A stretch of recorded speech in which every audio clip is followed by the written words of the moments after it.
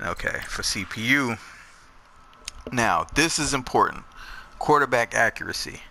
What was happening was in my other slider set, the quarterbacks weren't playing like they should have.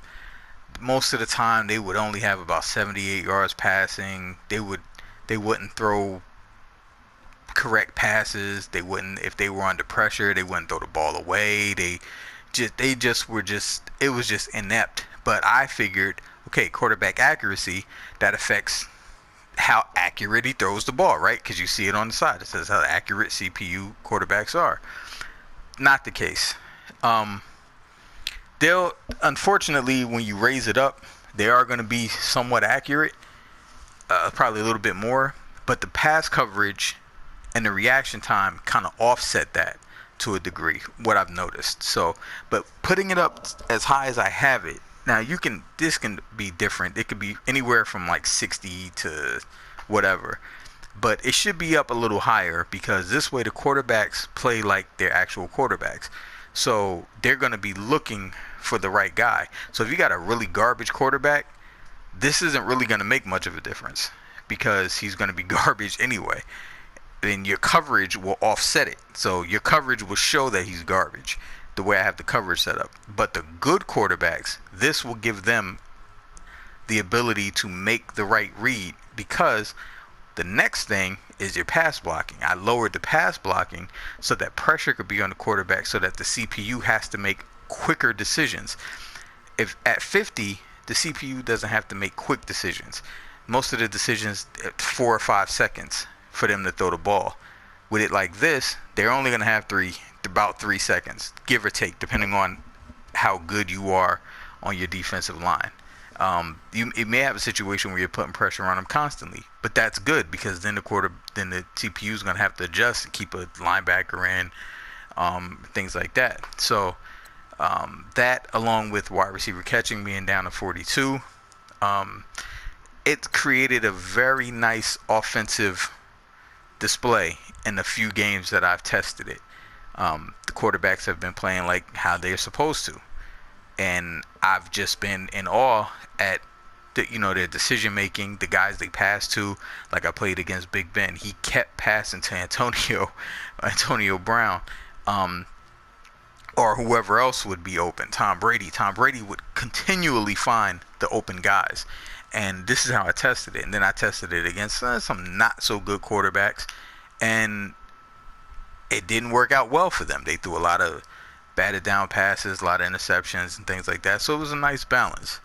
Run blocking. I put run blocking at 84 for the computer because the computer has a problem running, and putting it at 84, it's not perfect, but they will make better plays, especially with lowering the tackling by the player on the player's side of things.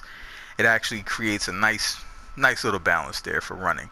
Fumbles are put up to 61 because for some reason I feel like the fumbles tie into how they run. I know that might sound a little weird, but that's kind of how I feel. It's just like with the quarterback accuracy. It's like it sounds weird, but somehow it ties in and it makes things a little bit better for the CPU, which creates more of a challenge, which is what you want. I put their reaction time to 10. Also lowered theirs because I want them to react. You shouldn't be able to just throw the ball around the field. You should have to find your open men. You should have to find open spots and actually play football, not just drop back and just fling it all around everywhere. It shouldn't work like that. That is not how football is played. Now, if you do pick apart a defense, you're just picking apart a defense, and you're earning every bit of every yard that you're getting playing with these sliders. If you're sitting back there and you're just dissecting a defense, stronger defenses like the Vikings, the Jaguars, they're going to be very good again with these sliders. So you're going to have to really game plan in how you play.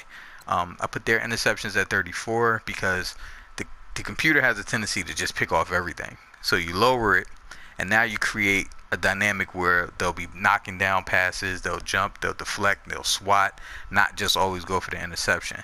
Some interceptions they'll also drop. Pass coverage, again, same thing I said about this player side of things. This could kind of be either way. I'm still kind of trying to figure it out.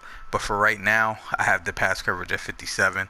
It's giving a good representation of pass defense, especially in conjunction with the reaction time and interceptions. So it's all working out.